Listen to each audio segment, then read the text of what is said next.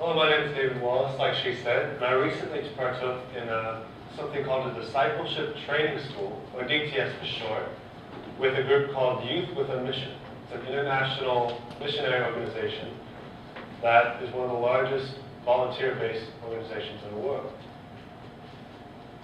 And before I get into this last story of what I've just done, the story goes back a bit farther. So when I was growing up, my faith was always based on, well, you better know Jesus because once you die, you're going to go to heaven. And make sure you go to heaven and not hell. So it's just pretty much fire insurance. You go to Sunday and that's about it. But then it all changed my freshman year when I went on my first mission trip with my church to Arizona. We went to a small Indian reservation and we helped out this group that was ministering to them. And God came and He called me through that week and said, I don't want you just after you die. I want you for this life as well, because this is why I placed you here and why I saved your life all these many times. So that first experience seeing God speak to me and working and being able to go out to these places and see God move in different people's lives, I fell in love with it. So I wanted to go again. So I would save up my money all year long. I'd take part-time jobs and I'd go on the next church mission trip. I went to Chicago and a few times to Tennessee, to Nicaragua, and then to Mexico about 2 years ago. And this one was a bit unique because it was a turning point in my life as well. Each one had molded me slightly, but this one was the largest by far. I went to a town called Mazatlan, Mexico, which is on the Pacific coast, about halfway down the country. And we stayed on the YWAM base. YWAM, what does that mean? And they love their shortening words and a whole bunch of letters in it. I heard about this discipleship training school that people were doing. We stayed and saw people from all over the world staying at this base experiencing God. Our group was there to help a mission organization called Homes of Hope. We built 3 houses for people in a poor area called the Colonia.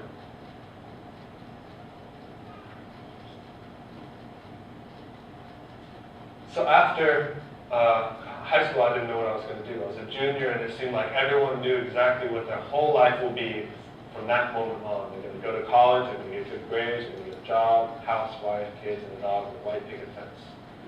And I was like, well, I don't quite know what I'm going to do after high school, so I talked to them about this DTS, or Discipleship Training School.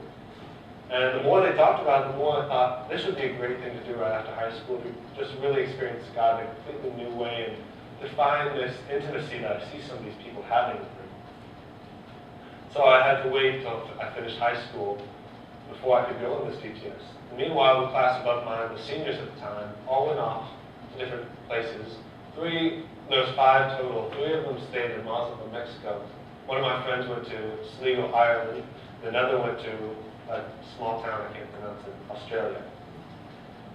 And when they came back, I was really praying to God, like, well, a lot of my people from the church go to Mazatlan. And it would be a great place to go, but that would be very similar to what I've had growing up in high school. I want to experience it in a completely new way. And so I prayed, and God showed me where to go through a vision to go to South Africa. And so I looked at the base, and there was one in a small town called Muizenberg, South Africa, just south of Cape Town. And all these other mission trips I've gone with has been with the church group, often a youth group, to go help another organization. And if I didn't quite know what was going on, someone higher up than me would know what's going on. But this one was going to be on my own, and so I was a bit nervous before I headed out. To pay for it, I worked in a factory over the 3 months of the summer to make it all the way up there.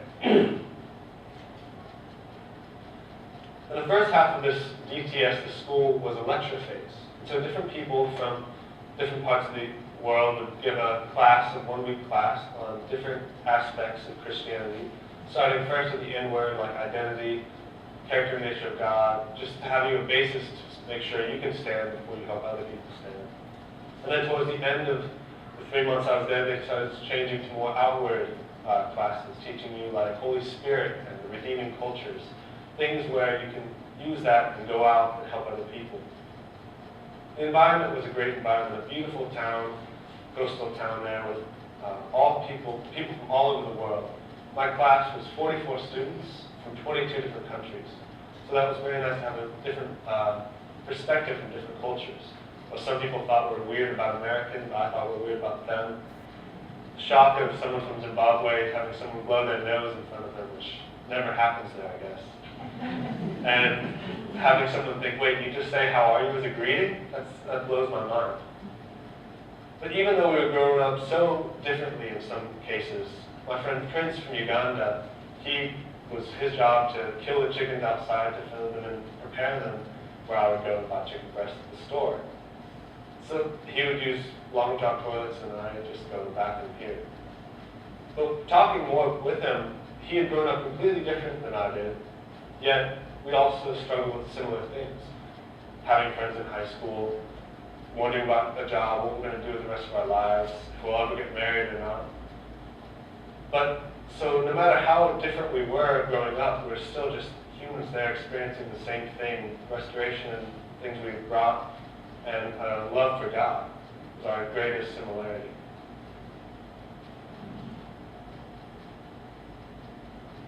Each week we had a different class speaking on different missions, and each one molded me very in different ways. And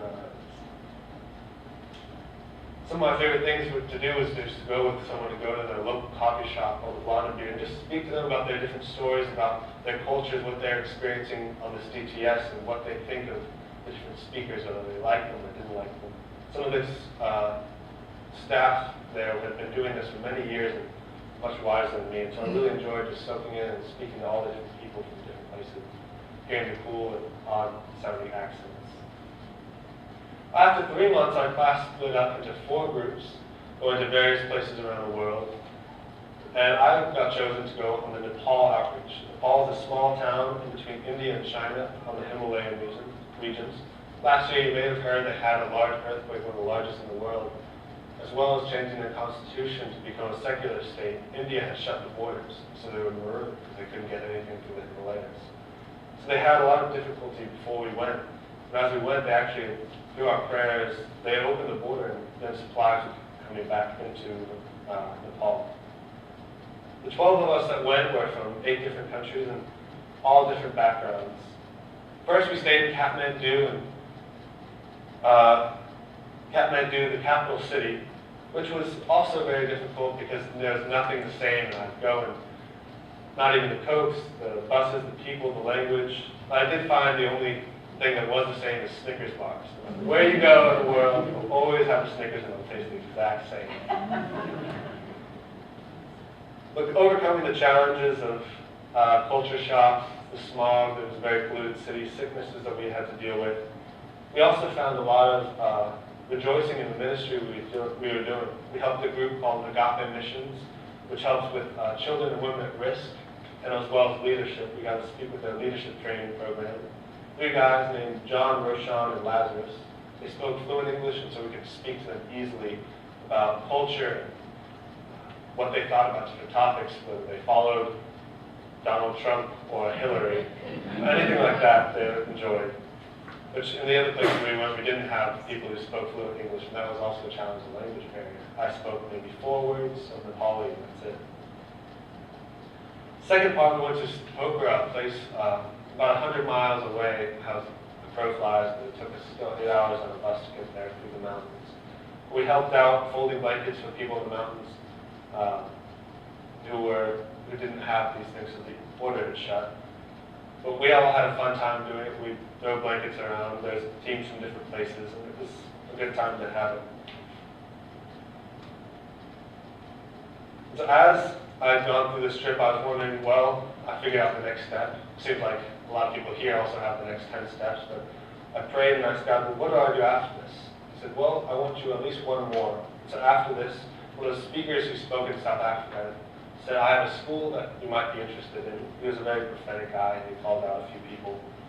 But he said, maybe you could go to my school in Germany. So that was my next step after these last discipleship training school. Well, through the challenges and the triumphs, all of the experiences I had on the 6-month trip, it really just showed God's faithfulness and how He took care of, even through the hiccups and trials, whether it be someone getting sick, not having anything but a Snickers to eat for a day, or anything like that, or the terror of trying to finish on the toilet and instead of toilet paper having a hose. And just crazy things that would go down on that. God really just showed He was there, and He was calling for me, and He was going to be there no matter what, whether I go to the farthest most parts of the sea or stay right here with me. That's why I really enjoy Psalms 139, where it says in verse 7 through 10, "Where shall I go from your spirit? Or shall I flee from your presence? If I ascend to heaven, you are there. If I make my bed in Sheol, you are there. The wings of the morning dwell in the uppermost parts of the sea. Even there you shall lead me, and your right hand shall hold me." It's just saying, no matter where you go, God is right there holding you. Whether that's in Muncie, or Greenfield, or Indianapolis, or Kathmandu, Nepal, God has always been there with me through everything that might have come up. Another one of my favorite verses is John 10:10, where it says that the thief comes to kill, steal, and destroy, but I come to give you life and life in abundance. I see this mission trip as really a foretaste of God's life in abundance, whether that be going far out or just the effects I've had from just coming back here, the new perspectives I've gained. It's not easy, it wasn't always the most happy time. There was definitely challenges, but it was an abundant time. I got to meet a lot of really cool people from around the world. And so as I leave here, I'll be, 1 week from Thursday, I'm going to fly out to a small town on the eastern border of Germany and experience God in another new way on this next mission trip. Thank you guys for letting me speak. I hope I've spoken something over you that you really enjoyed.